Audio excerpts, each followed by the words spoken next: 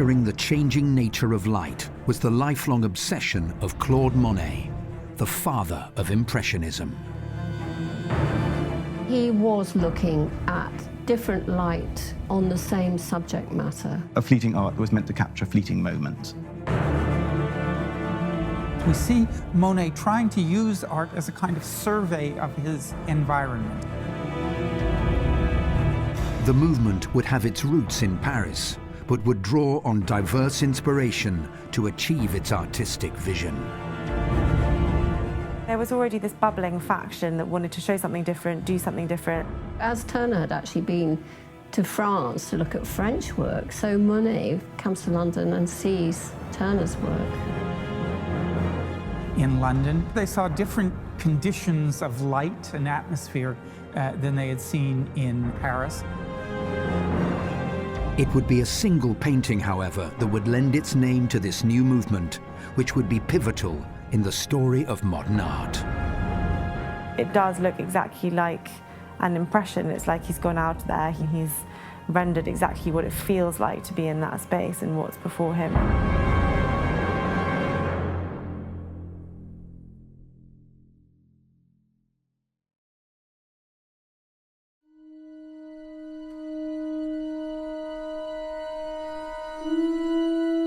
A landscape is only an impression, instantaneous. Hence the label they've given us, all because of me, for that matter. Monet was born in the 9th arrondissement of Paris in 1840. At the age of 5, Monet with his family moved to the coastal town of Le Havre in Normandy. His father had aspirations for him to go into the family grocery business, but from a young age, Monet knew his future would be in art. We know from early on that he was drawing caricatures at school, he was doing little charcoal drawings, so he always had this kind of budding interest in art. As a young person, he was showing and selling work, which sort of means two things. It means that, you know, he's rather good at art, but also with a keen eye for making a bit of money. In Le Havre, he trained with somebody called Orchard, who I think I'd never heard of particularly, but turns out to have been a pupil of David. Jacques-Louis David was a neoclassical French painter who was known for his austere and moral history paintings. One of his students, Jacques-François Orchard, was in turn the teacher of Monet. However, it would be an encounter with the landscape artist Eugène Boudin in Honfleur that would set Monet on the course which would determine the rest of his artistic output. I love that in art history, where you get somebody who painted these really static sort of Pompier paintings being the kind of grandfather of a man who paints blurry water lilies. He was very much influenced by a chap called Boudin, who was actually a brilliant seaside artist. He really got Monet into en plein air painting, you know, painting out of doors instead of in a studio. And that's one of the big sort of dividing moments in French art history, I suppose, really. Boudin was one of the first people in French painting to be very interested in capturing weather conditions, and this is what he first began to teach Monet to do himself. It was a move by Monet to the Parisian suburb of Argenteuil, an area popular at the time with artists, which would see him take the idea of en plein air painting and elevate it to another level. He would also hone his style and develop his lifelong obsession of capturing the changes of light and color. It was there that he really began to develop his art.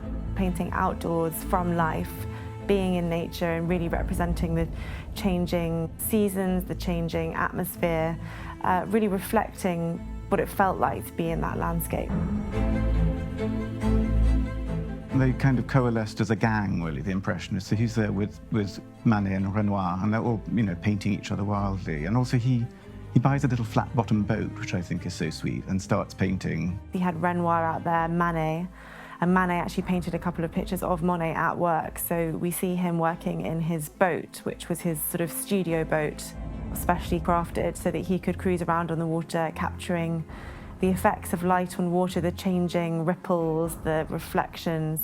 That was something that he was continually fascinated with. Impressionism is only direct sensation. all great painters were less or more impressionists. Before moving to Argenteuil, however, Monet would find himself in London. The Franco-Prussian War had started, and in order to avoid conscription, Monet, along with fellow artist Pissarro, fled to England, where they would find inspiration from an older generation of British artists. We don't think of London as a hotbed of avant-garde painting, but he and Pissarro came here and they saw Constable. And then, of course, he saw Turner. We know that Monet and Pissarro came to the National Gallery to see the paintings, but in particular to see the paintings of Turner. So he was looking at those amazing seascapes, landscapes, changing weather, quite dramatic, very free. He's almost the impressionist before Impressionism. As a city, London would also leave a lasting impression on Monet and his developing technique. Monet had already begun to paint in a very experimental, brightly colored manner in the very late 1860s, 1869 in London. They saw different conditions of light and atmosphere than they had seen in Paris. Of course, we're familiar with illustrations of Dickens' London, which is pretty dire. All the business of coal going into the atmosphere, that type of fog was actually filtering the colours and the sort of thing that he was seeing so that he could actually see or not see certain things and could actually record the impression of these tenuous forms.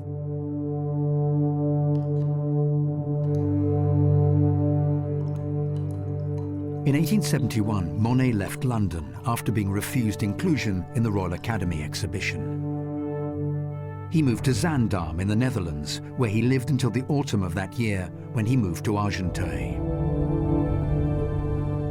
In 1876, Monet, along with his two children and his wife Camille, moved to Vétheuil, a small village to the northwest of Paris.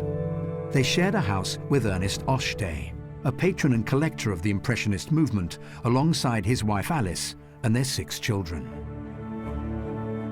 In 1878, however, Ochtet filed for bankruptcy and fled to Belgium. And later that year, Monet's wife Camille was diagnosed with cancer. The following year, on the 5th of September, Camille passed away, which would prompt Monet to create one of his most haunting paintings.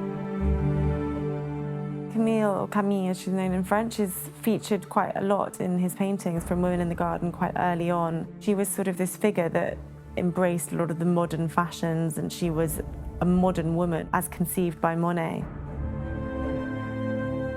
He does this rather wonderful painting of her on her deathbed, which is it's a sort of flurry of whiteness. It's a very strange and touching image. He watched her die and then painted, and he wrote about the process of death, and he was fascinated by it, actually, the transmutation of her face from presumably pink to white to grey to blue to green, he said. But it seemed to prove something that he was getting at in Impression Sunrise, which was that idea of life as evanescent and its evanescence expressed by changes in colour.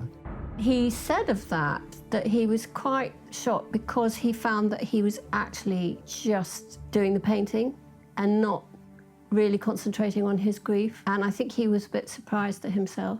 I mean, so surprised that actually he recorded that emotion.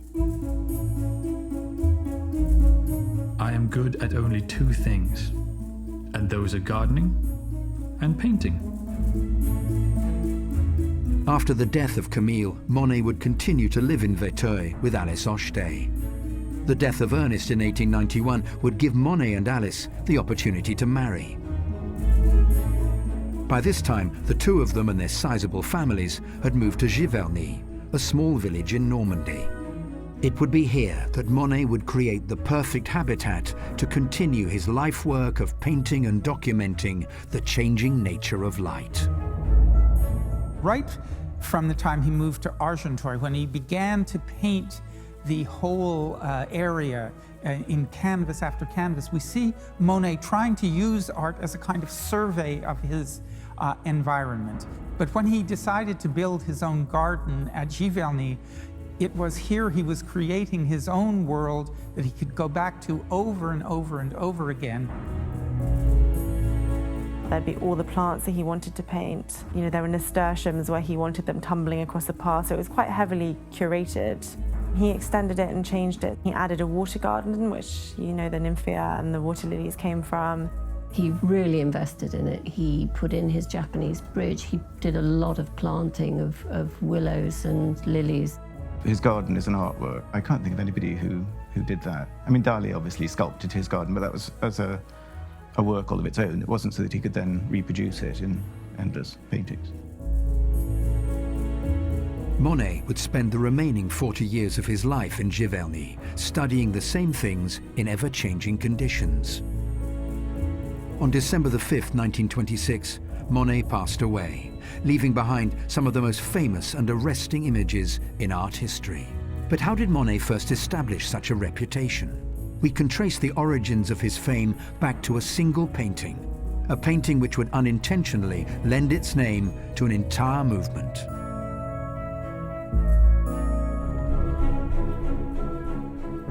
For me, a landscape does not exist in its own right, since its appearance changes at any moment. Claude Monet is considered a master of his time, and his work is revered throughout the world. In 1874, however, Monet and his contemporaries were considered outsiders to the staid Parisian salon. Working under the name of the Anonymous Society, this group of young artists decided to take action and exhibit their work themselves.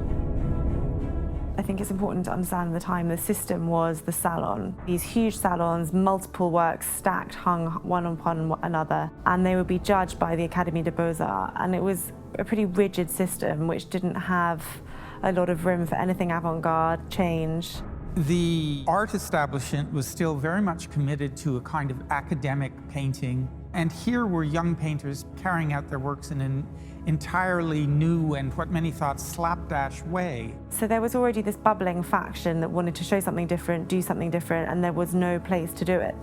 So I think that's essentially what brought them together. They were constantly turned down by the salon, so they had to, you know, it was a sort of salon des refusés, as they say, a salon of the refused. They put on a show of their own.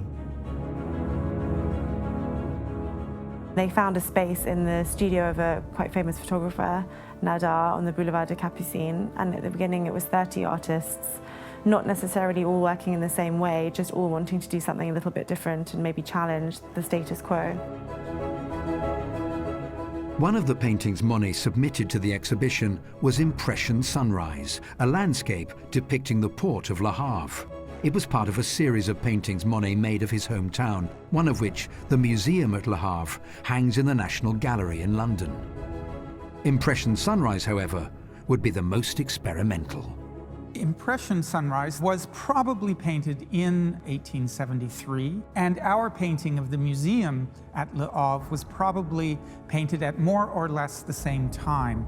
In fact, if you look out to sea, what you see is Impression Sunrise. If you turn around and look into the city, what you see is our view of the museum at Le Havre. If you were to compare it to the kind of works that were winning awards and being given accolades in the salon, I mean, it's very instantly clear quite how different this was. I mean, it looks like a sketch. It's got quite an interesting range of colour. It's just very free. You have a sense that it was painted at white heat very, very quickly to capture a very transient change of atmosphere right at the beginning of the day. What we can see in that painting, we see the beginnings of what would be called now his practice. Our picture of the museum is much calmer, is much more structured. Perhaps one of the reasons it's much more structured is that it centers on a big piece of architecture. But if you look at the water in particular, the minute touches of flickering paint that depict it, you see that it is the same imagination at work. The efforts of Monet and the young group of artists, like many artists of avant-garde movements, were not met with critical praise. The Parisian artistic establishment could not seem to comprehend the exhibition's artistic merit. Some critics were excited by it, saw it as a sort of a sea change and new ideas filtering in, and the excitement of that. There was also a lot of backlash, people finding it ridiculous, looking at the works and thinking, what is this? I've never seen anything like it, so unpolished. It was pretty badly reviewed, and of course, famously, Impression Sunrise was, roundly derided. It would be a review by the critic Louis Leroy, which would have lasting effects on the history of art. Louis Leroy was actually a painter and a printmaker and a playwright, so he was quite an interesting kind of polymath in himself. But he was best known now as the journalist who coined the term impressionism. He was a very bad painter, and as a result was a rather bitter critic. I think the two things often go together. He was a critic for a newspaper called the Charivari, which was the precursor of Punch. In fact, if you look at old copies of Punch, you see that it's called Punch, or the London Charivari. He was kind of utterly shocked by what he saw, went in there and said that that particular painting, that was the one that he honed in on, was as rushed as it would be to create a wallpaper design. People seem to think that it was a very negative review where he used this. It wasn't particularly negative. Leroy was clearly searching for a word to describe that sense of fleetingness in the picture, and he came and said it was an impression, and somehow it just stuck. That word was then adopted by what we now know as the Impressionist group.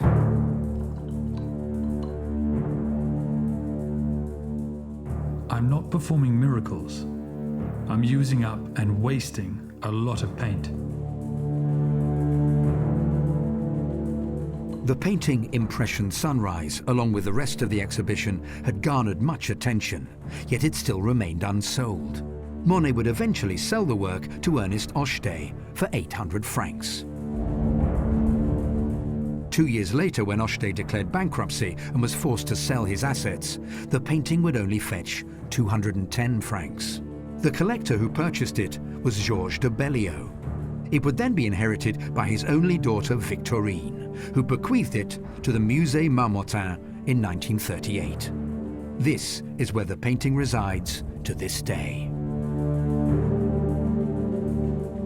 Although the term Impressionism had been used before, it was from this moment onwards that the Impressionist movement was born. Manet, Renoir, Pissarro, Cézanne were all contemporaries of Monet and would be the prominent figures in the Impressionist movement. The painters we now think of as the Impressionists were very close in the late 1860s, throughout the 70s, and into the 80s. They all seem to have painted each other and respected each other's work. Certainly Renoir, Manet and him were this sort of little unholy trinity. I think quite often seem to have slept with each other's wives, as far as I can gather. Into the 80s, they began to diverge, they began to take up different interests, they began not to spend as much time with one another, but to develop their careers independently. After the Impressionists came the Post-Impressionists, the Expressionists, the Cubists, the Surrealists. All these movements would come and go and push art forwards into the modern era. The work of Monet, however, would never disappear from the public consciousness. It would be the 1980s, however, which would see two events that would place Monet firmly in the center of the art world once again. In 1980, after much restoration, Monet's house and gardens in Giverny would be opened to the public. But it was 1985 which would see Monet's masterpiece, Impression Sunrise, stolen from the Musée Marmottin in Paris. The theft in 1985 was actually, as art thefts go, pretty dramatic. It wasn't a stealthy thing where someone came in and quickly cut the canvas out. It was almost like a bank robbery. 5 masked men on a quiet Sunday morning, apparently under the instructions of a Japanese Yakuza gangster. He apparently said, go and steal that picture. And they sold 7, I think, altogether. People were told to get down on the floor, and they took the work from there and ran off and disappeared. So it was a sort of dramatic crime. 5 years later, after 1985, there was a tip-off to the police that it could be in Corsica. They were found there because of a tip-off that one of the police commissaires received when she was out in Japan, in Tokyo, I think, collecting some other stolen paintings. They did indeed find it in Corsica, where it had been kept for the 5 years, and it was returned. The theft and its subsequent return certainly raised awareness of this masterpiece. Monet, however, will always be more keenly associated with his later works from his garden in Giverny. But it was his unique view of his hometown of Le Havre, Impression Sunrise, which would give its name to the Impressionist movement, the movement for which Claude Monet will forever be the pioneer. Somebody said, what should we call it for the catalogue? He was going to call it Marina. Presumably it would have been called Marinerism if it had stuck. And he just said, oh, I don't know, you can't call it View of Le Havre because it's not a finished work, it's just an impression, so let's call it Impression Sunrise. And it stuck. Monet professed not to like having his work being reduced to the term Impressionism. On the other hand, he was perfectly aware it was he who had given the name to this movement that they all shared, and that would go down in history.